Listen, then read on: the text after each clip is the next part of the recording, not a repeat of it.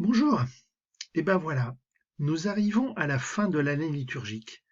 Ce dimanche qui arrive sera le 33e dimanche du temps ordinaire, le dernier, parce que le dimanche qui suit, nous achèverons notre année avec la fête du Christ roi. C'est la dernière occasion cette année d'entendre un passage de l'évangile de Marc. Le chapitre 13 de cet évangile est particulier parce que c'est le dernier enseignement de Jésus à ses disciples. Juste après, ce sera le dernier repas, puis l'arrestation. Jésus achève son enseignement par un discours sur la fin des temps.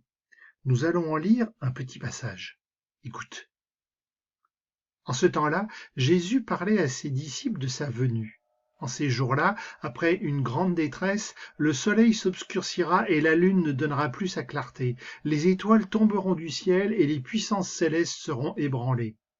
Alors on verra le Fils de l'homme venir dans les nuées avec grande puissance et avec gloire. Il enverra les anges pour rassembler les élus des quatre coins du monde, depuis l'extrémité de la terre jusqu'à l'extrémité du ciel.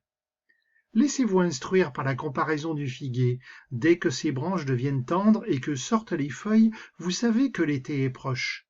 De même, vous aussi, lorsque vous verrez arriver cela, sachez que le Fils de l'homme est proche, à votre porte. Amen, je vous le dis, cette génération ne passera pas avant que tout cela n'arrive. Le ciel et la terre passeront, mes paroles ne passeront pas.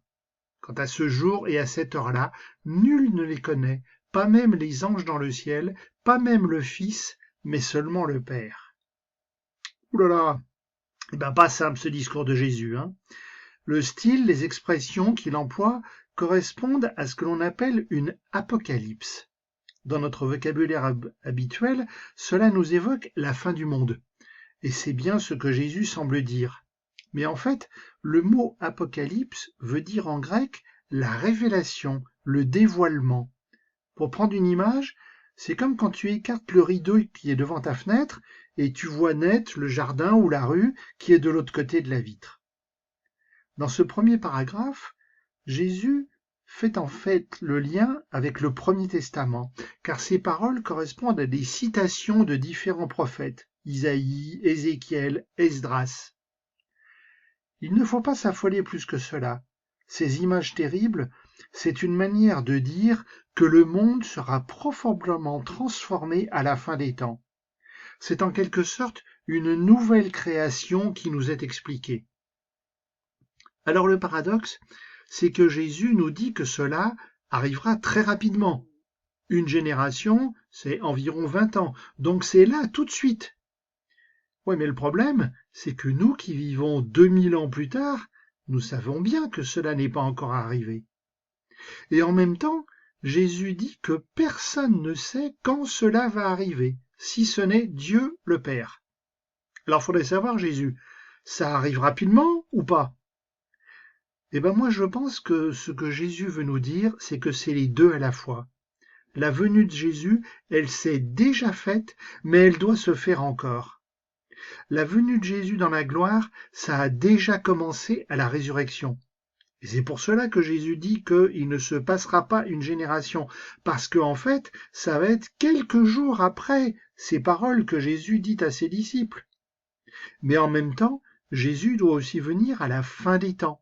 Et ça, personne ne sait quand, sauf Dieu le Père. C'est ce que nous chantons à la messe.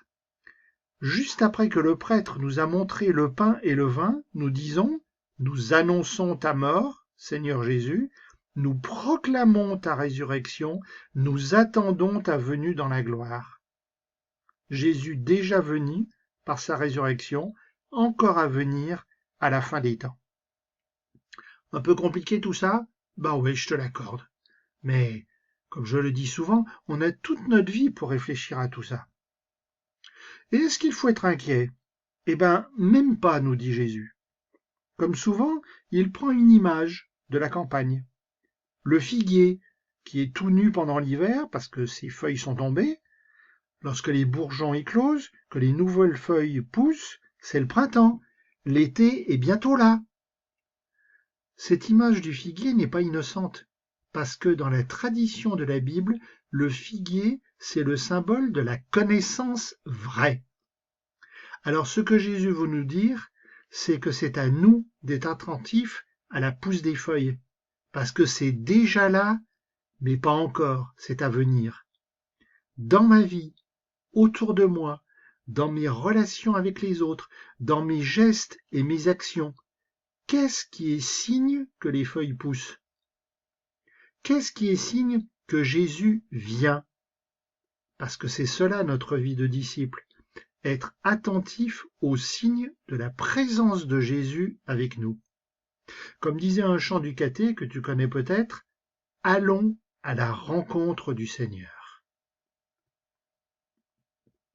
Jésus, il y a des jours où rien ne va dans ma vie, je n'arrive à rien, je me dispute avec les autres, j'ai l'impression que ma vie est nulle, c'est vraiment la fin de tout. Jésus, aide-moi à avoir confiance en toi, aide-moi à voir des signes de ta présence, dans mes rencontres avec les autres, dans mes petites réussites de la vie. Aide-moi à grandir avec toi, à me préparer à te rencontrer, vraiment, au plus profond de mon cœur. Amen.